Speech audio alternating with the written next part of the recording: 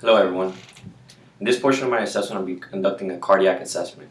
So the first thing I would like to do is I would like to obtain a history from my patient, any significant history, family history. So John, do you have any history of hypertension, high cholesterol, blood pressure issues? Anything with CAD, history of MI? No.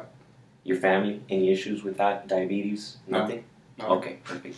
So he has a negative history and no real risk factors. He's not obese, so he has that going for him.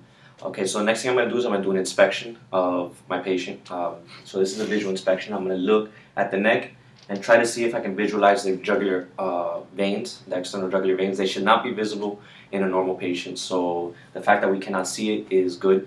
All right, the next thing is I'm going to move down to the chest. Chest looks symmetrical, okay? He doesn't have any labored breathing, no barrel chest or anything like that. I don't see any pulsation anywhere on the chest, no, at least not visibly. So the next thing I would like to do is look at the precordial area. So this is the area of the heart. It's just right behind the sternum. You can see the base. You'll be able to see, well, sometimes you'll be able to see a pulse over the base, but mostly over the apex, which would be over on this area. Okay, I don't see visibly any pulsations, but we'll assess that a little bit later as well. Okay, so the next thing I'm going to do is I'm going to palpate his carotid arteries. Very important not to palpate bilaterally and not to massage, because you could stimulate the baroreceptors. So what I'm going to do is it's just here in front of behind the sternocleidomastoid muscle. I'm just going to place 2 fingers softly. Okay, he has a strong pulse on the right side.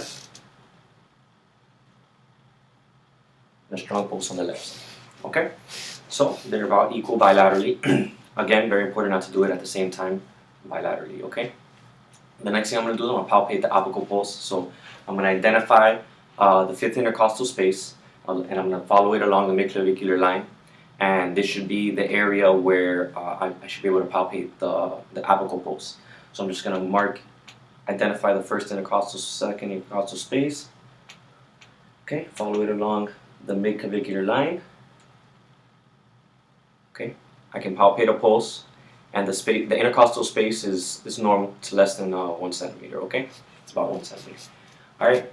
The next thing I'm going to do, for the purposes of this video, I'm not going to do it, but what you would do, it was to check the hepatojugular reflux. So what I would do is I would have the patient lay down. I would put pressure on the liver, and I would watch the distension of the jugular veins. Okay.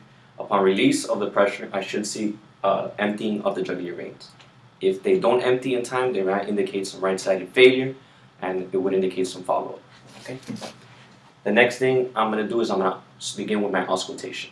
Auscultation begins on the 2nd intercostal space.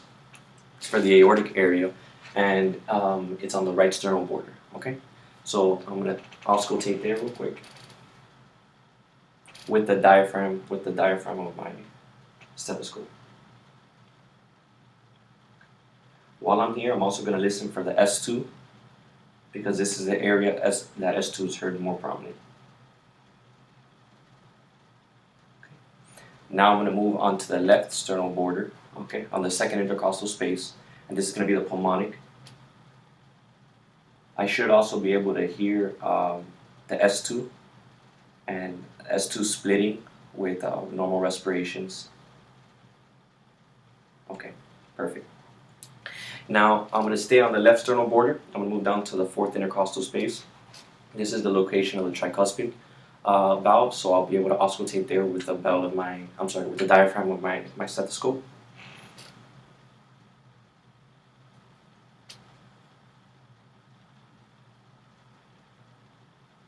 Okay.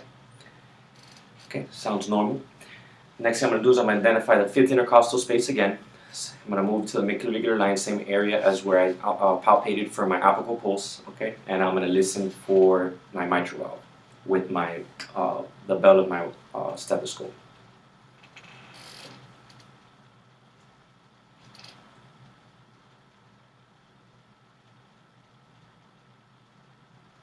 I'm sorry, that was with my diaphragm. With the bell of my stethoscope, I'm going to listen for my S3, S4 murmurs.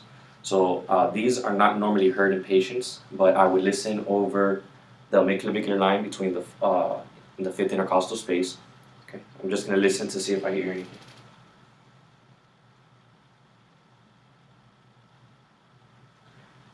I don't hear any S3 or S4 sounds. Now, S3 or S4 sounds may indicate either stenosis or regurgitation. Stenosis can be your valve has become non-compliant, so it's stiff. It doesn't open how it's supposed to, so you can't have a normal passage of blood. You get a lot of turbulent flow.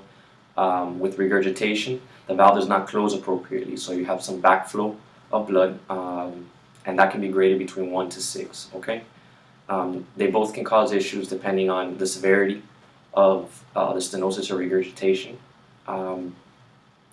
but for the purposes of this video, he did not have any risk factors, and I wasn't able to auscultate an S3 or S4 murmur.